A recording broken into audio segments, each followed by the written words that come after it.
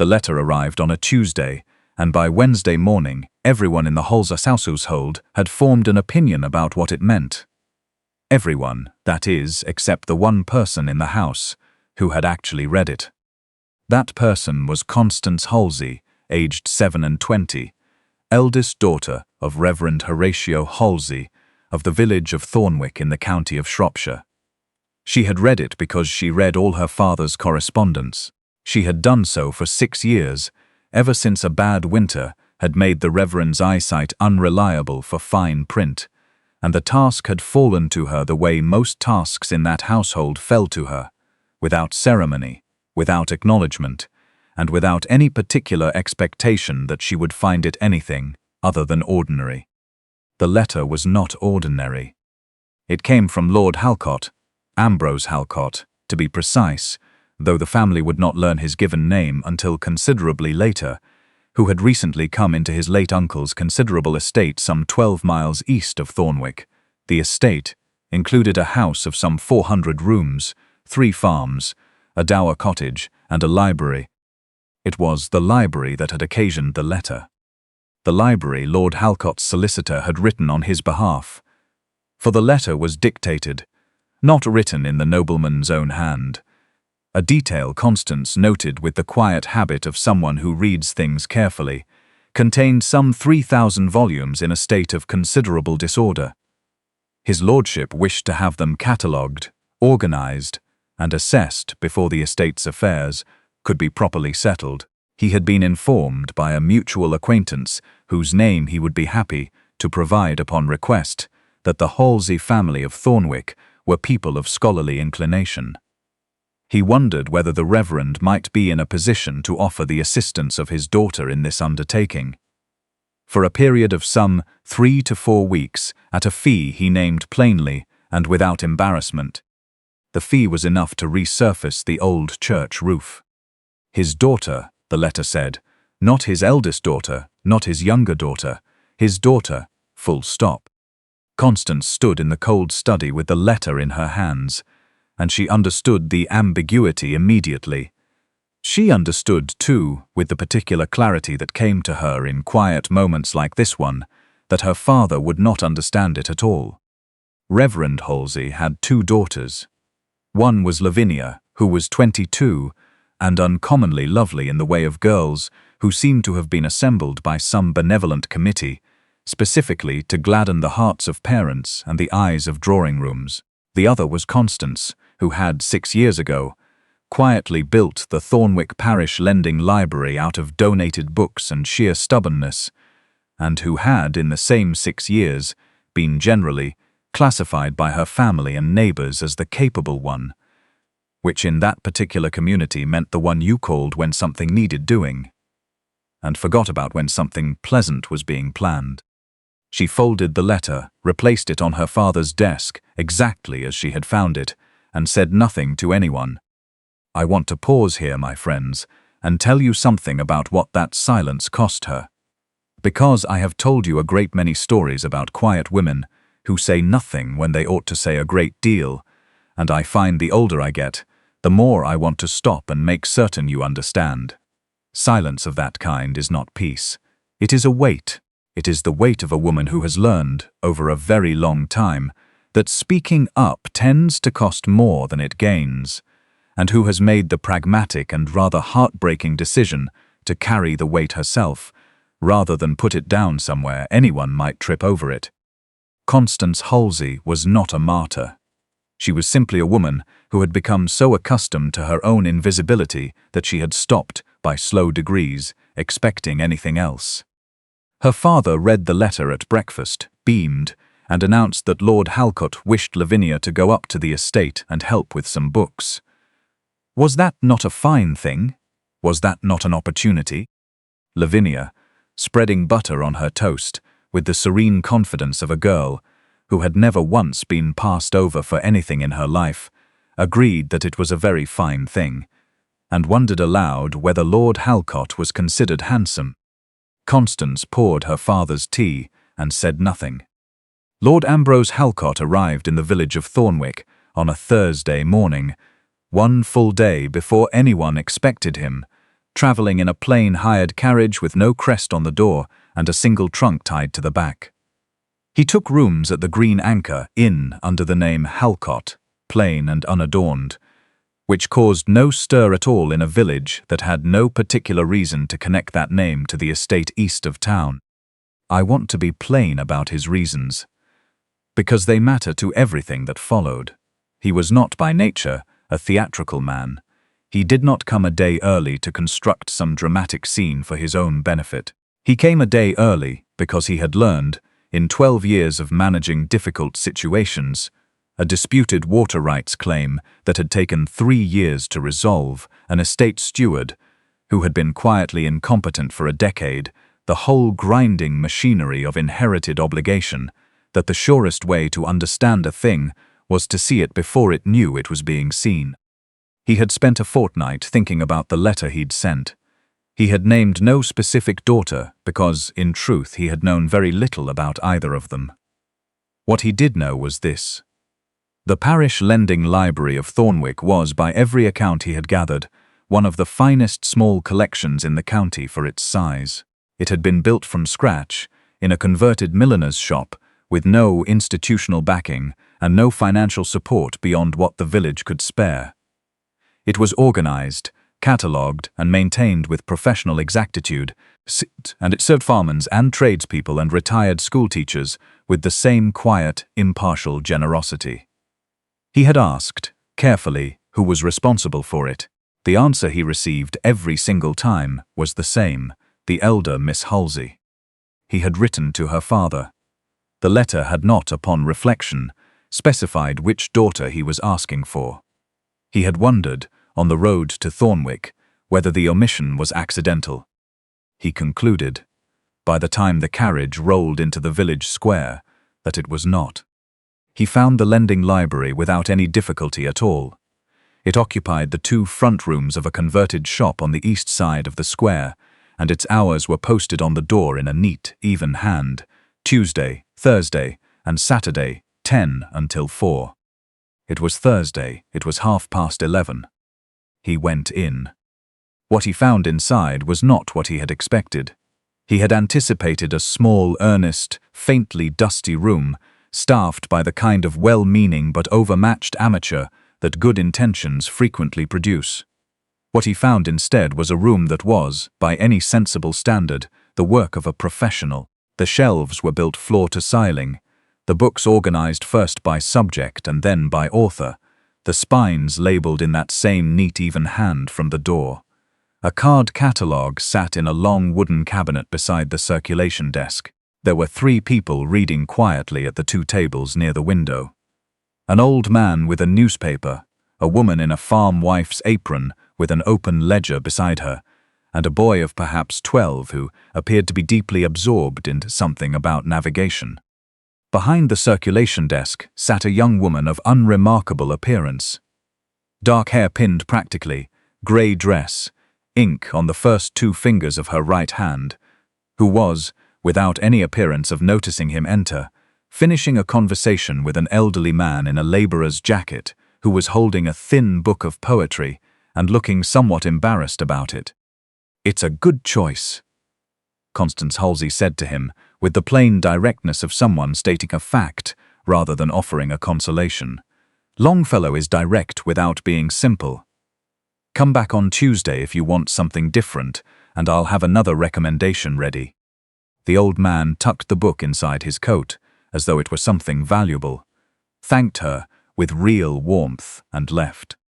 Constance looked up then, met Lord Halcott's eyes across the room, and asked, in that same practical voice, whether she could help him find something. He said he was only looking, which was true in more senses than one. He spent 40 minutes in the library.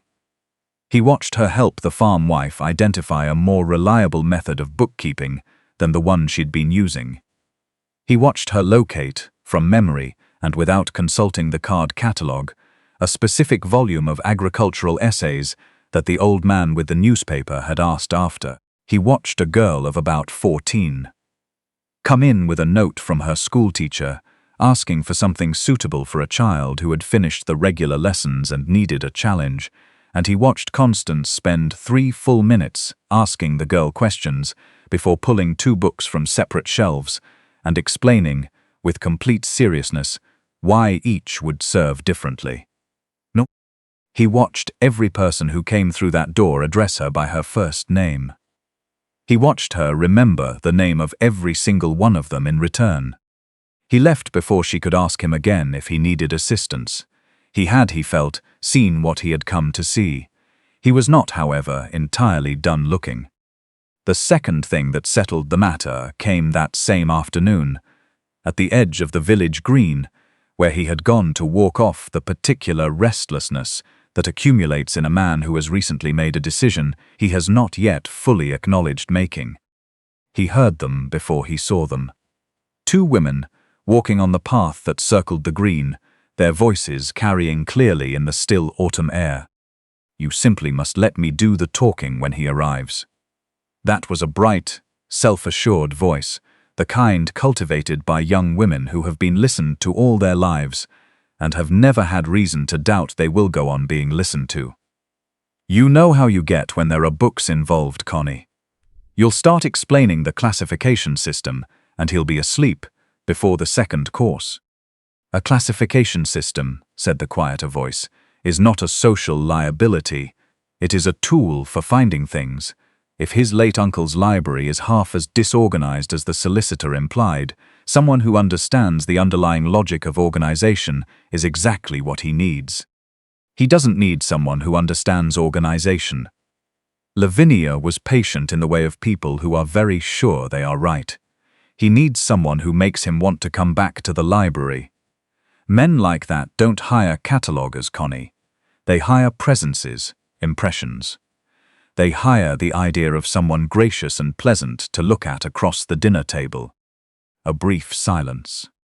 "And if he is unkind," said the quieter voice. "He's a Viscount. What does it matter?" Another silence, longer.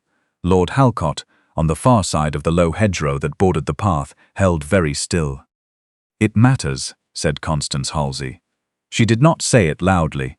She said it the way a person says a thing they have said many times before, so many times that the urgency has worn smooth and left only the bedrock conviction underneath. "It matters because it is the difference between a thing that is worth doing and a thing that is merely survivable. I will not spend 4 weeks in a house with an unkind man simply because his title makes the unkindness irrelevant. I would rather go on shelving Longfellow for farmers who say thank you and mean it." "You are impossibly impractical," said Lavinia, not cruelly, only with the mild exasperation of a girl who found her sister's standards somewhat exhausting for someone who runs entirely on arithmetic and catalogue cards. "Arithmetic and catalogue cards," said Constance quietly, "are how I know exactly what things are worth." He did not hear the rest. They moved on down the path, voices fading among the late afternoon trees, and he stood on his side of the hedgerow, with the October light going gold around him, and felt something settle in his chest with a quiet and rather inconvenient certainty. He told himself, walking back to the inn, that he was a practical man. He told himself that what he needed was someone capable, and that capability, what he had observed. He told himself the overheard conversation was merely confirmation of what the library had already shown him. He was not, he would admit later, entirely honest with himself on that particular walk. But he got there eventually. If you have been sitting by this fire long enough to guess where this is going, my dear friends, I will not blame you for a moment.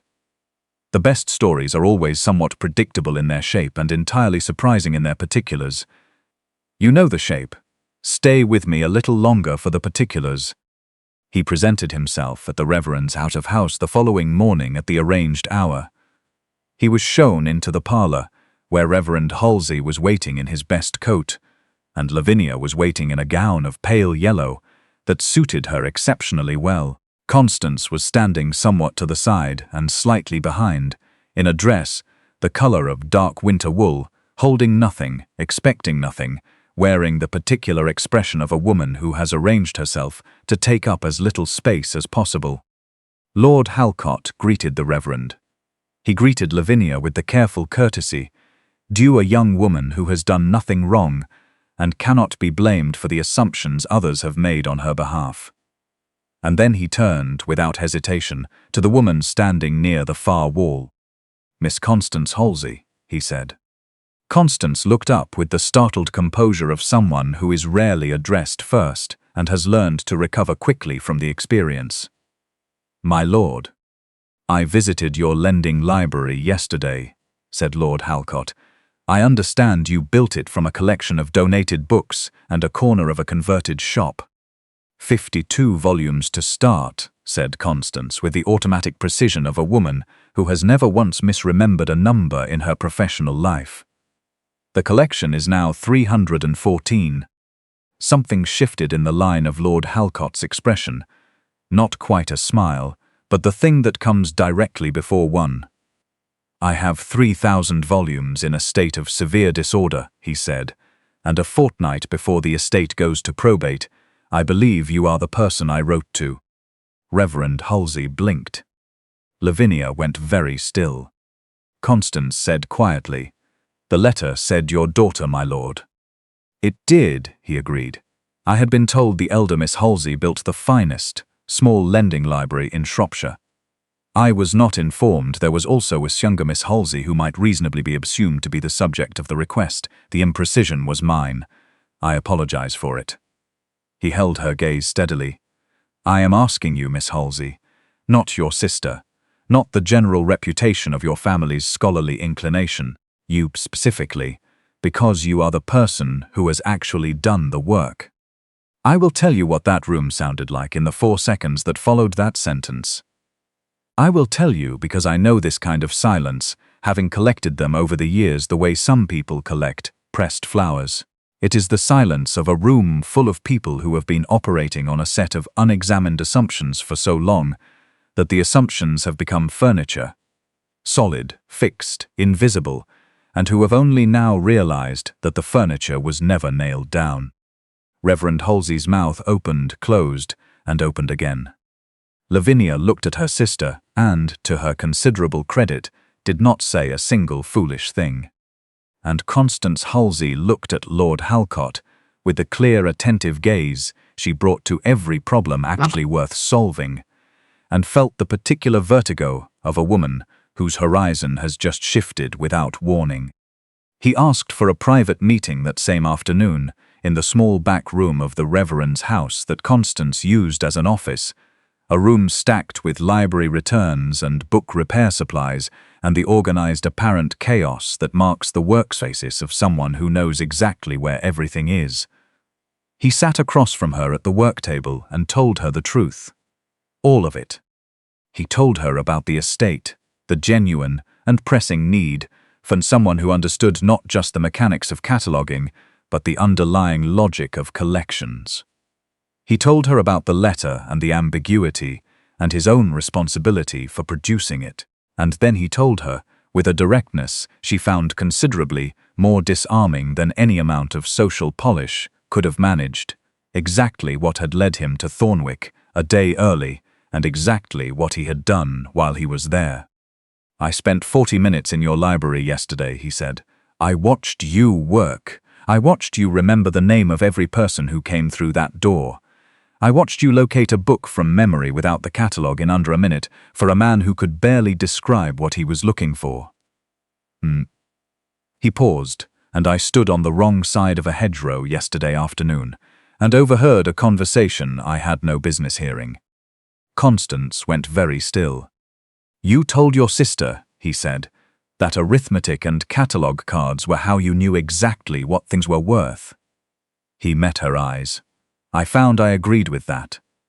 And I found afterward, and then I found something considerably less straightforward than that which I will not yet put into words, because I think it would be premature,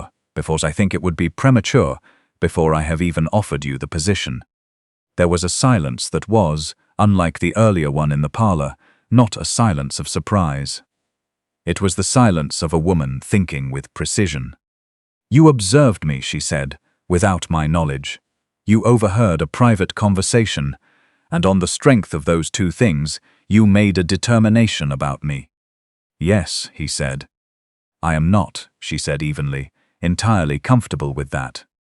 I know, he said. I am not entirely comfortable with it myself, now that I am sitting across from you saying it aloud. I will tell you honestly that I do not know how a man in my position, trying to find a person capable of a specific task in a place where he knows no one, without reliable references, could have discovered the truth of the matter without watching first. A formal introduction would have shown me what was intended to be shown. What I saw in the library was not intended. What I heard at the hedgerow was not intended.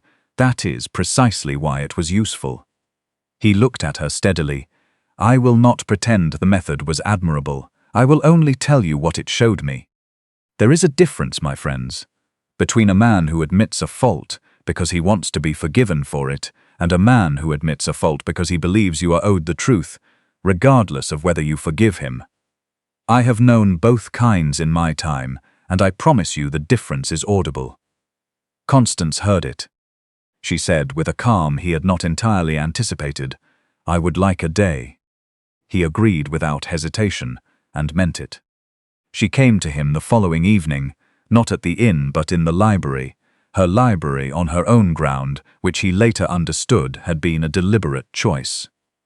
She sat down across from him at the circulation desk in the chair usually occupied by the farm wife who came to do her bookkeeping, and she looked at him in the particular way she had, direct and unhurried, the way she looked at a book she had not yet decided whether to acquire. I have only one thing left to say before I give you an answer, she told him, and it is not about the library, and it is not about the fee. He waited. There is a difference, she said, between being needed and being known. I have been needed my entire life. My father needs me to read his correspondence and manage his schedule and keep the parish accounts current. This village needs me to run this library. My sister needs me to pin her hems and tell her honestly which of her gowns suits her best. She did not say this with bitterness. She said it with the calm of someone who has taken very careful stock of her own situation. I am very good at being needed. I have had extensive practice. She folded her hands on the desk between them. What I would like, just once, by just one person, is to be known, not for what I can manage or organize or catalogue, not for being the one who understands the system when no one else bothers to learn it. She looked at him directly. I would like to know whether you are here because you need someone capable, or because you saw someone specific, and I would like an honest answer. Because I am tired enough of comfortable fictions that I would genuinely rather hear something difficult. She paused, and then said the thing she had not planned to say, the thing that came out anyway because she was, as she had told her sister, someone who knew exactly what things were worth and had decided, somewhere between yesterday and today, that this was worth the risk of honesty. I am not, my lord, the serene and capable creature you may have constructed from an afternoon's observation. I am a woman of 27 who has spent her adult life being the most useful person in every room she enters, and I am tired, and I am lonely, and I am considerably more frightened of continuing as I am than I generally permit myself to say aloud. I would very much like to be chosen, but I would like to be chosen as the real thing, worn and practical, and occasionally quite sure I am right when everyone else insists I am wrong, and not as the quiet, selfless ideal a man might build in his imagination from a single overheard sentence on a Thursday afternoon. Lord Halcott looked at her for a long moment, and when he answered he did not look away, and he did not soften it. I came, he said, because I needed someone capable. And I am asking you specifically because I saw you, not the capable function, but the person performing it, and found that I could not stop thinking about her afterward, which is not a sensation I am particularly accustomed to, and which has not diminished in the past 24 hours. He held her gaze. I heard you say you would rather shelve poetry for farmers who mean their thank yous than spend 4 weeks with an unkind man. I want you to know that I will not be unkind. I cannot promise you more than that yet, because I think you are not a woman who wants promises she cannot verify. But I can tell you this. I have thought about that sentence of yours 3 times since yesterday afternoon, and I would very much like to earn the kind of thank you that is actually meant." Constance was quiet for 10 full seconds. Then she said yes.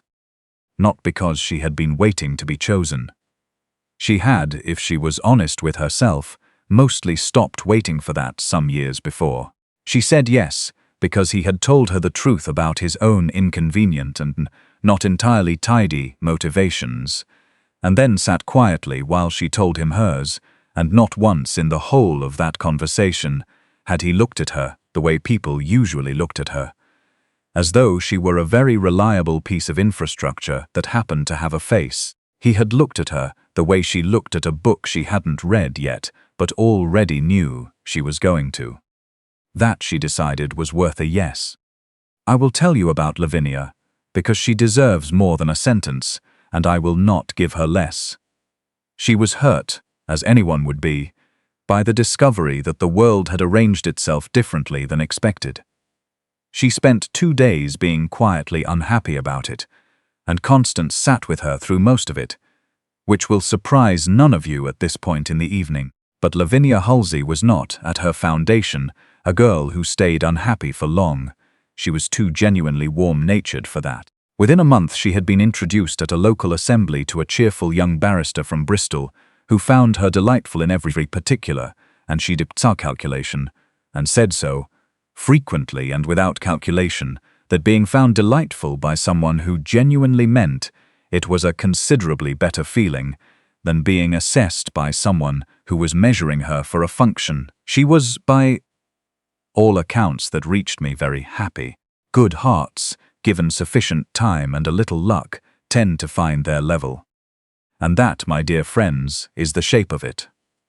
A Viscount who came looking for a competent cataloguer and found something considerably less simple, and the woman who had spent 27 years being the most useful person in every room she entered, who had almost, but not quite, made peace with the idea that useful was all she would ever be, until a man she had never met walked into her library on a Thursday morning and spent 40 minutes actually watching what was there.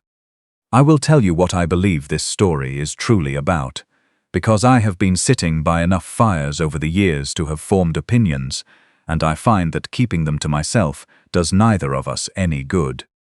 It is about the difference between being admired and being seen. Lavinia was admired. Everyone in Thornwick knew Lavinia's face. Constance was seen, eventually, by one person who took the trouble to look past the function to the woman performing it. Admiration is comfortable for the person doing the admiring. It asks nothing, learns nothing, and leaves the person being admired precisely as it found them. Framed and finished, suitable for the occasion. Being seen is harder work. It requires someone to actually look, and to keep looking even when what they find is not the presentable surface version, but the real one, tired, ink-stained, sure of her catalogue system, and considerably less sure of everything else. Constance Halsey had been worth seeing for 27 years. It had simply taken the right pair of eyes. Look carefully, my friends, at the people in your life you have filed away as capable but unremarkable, the ones who always manage, the ones who always know where things are and what needs doing and how to find it and how to fix it, and who do all of that without ever being asked twice. Ask yourself honestly when you last looked at them, not at what they were doing, at who was doing it. She has been there the whole time. And she has been worth seeing considerably longer than you have troubled to look. If this story has given you something tonight, some warmth, some recognition, a quiet nudge to look again at someone you may have been taking rather for granted, then, before you go, I would ask you to subscribe to Moonlight at Marlowe. There are a great many more stories where this one came from, and every single one of them has a fire and a chair kept ready for you. It costs you nothing but a moment, and it means more to me than a moment. If you will not, well, you know by now what I am going to say. You owe me one. You have owed me since a Viscount walked into a lending library on a Thursday morning with no particular plan, and stood quietly in the stacks for 40 minutes without once picking up a book. I am patient, and I keep very good records. Come back to me beneath the soft light of Marlowe, where every love is honestly earned and every ending is deserved. Good night, and if ever you find yourself in a room full of people wondering which one among them is truly worth the knowing, look for the one who is quietly keeping track of everything, who knows where every's been doing it, for rather than she shunned uncredited, for rather longer than she should have had to. She is almost always the most interesting person there, and she would like, just once, to be the first one asked.